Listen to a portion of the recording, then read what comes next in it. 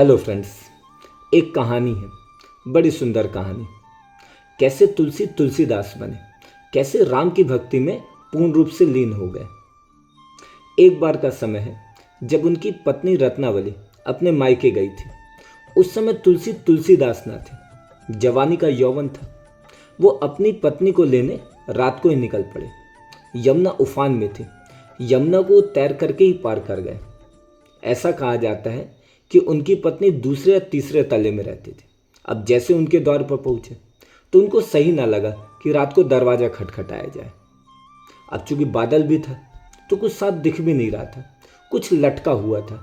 ऐसा कहा जाता है वो सांप था और उसको पकड़ करके वो ऊपर चढ़ गए। जैसे पत्नी को देखा, पत्नी से बोले कि तैयार हो जाओ वापस चलने के लिए।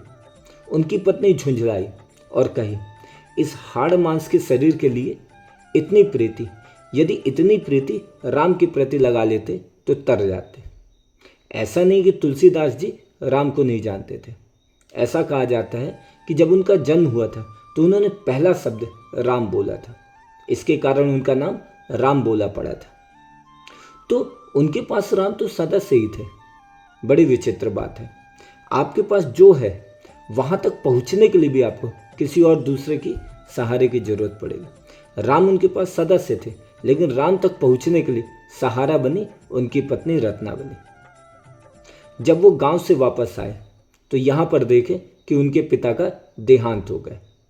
दोहरी मार, एक तो पत्नी से वियोग, ऊपर से पिता का देहांत। ये दोहरी मार ने उन्हें राम के प्रति और ज़्यादा आकर्षित किया और ज़्यादा गहनता से उनके प्रति वो प्रेरित हुए और अपने पिता का एक तरीके से जो अंतिम क्रिया है वो करके वापस गांव से चित्रकूट आ गए। और उसके बाद जो हुआ वो आपको पता ही है, कथा कहती है। तो कोई आपको चाहिए, कोई सीता चाहिए जो आपको राम तक पहुंचा दे। सीता वो पुल है।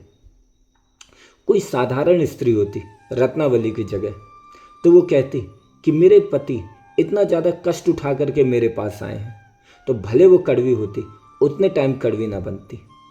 वो तो बोलती यही प्रेम है।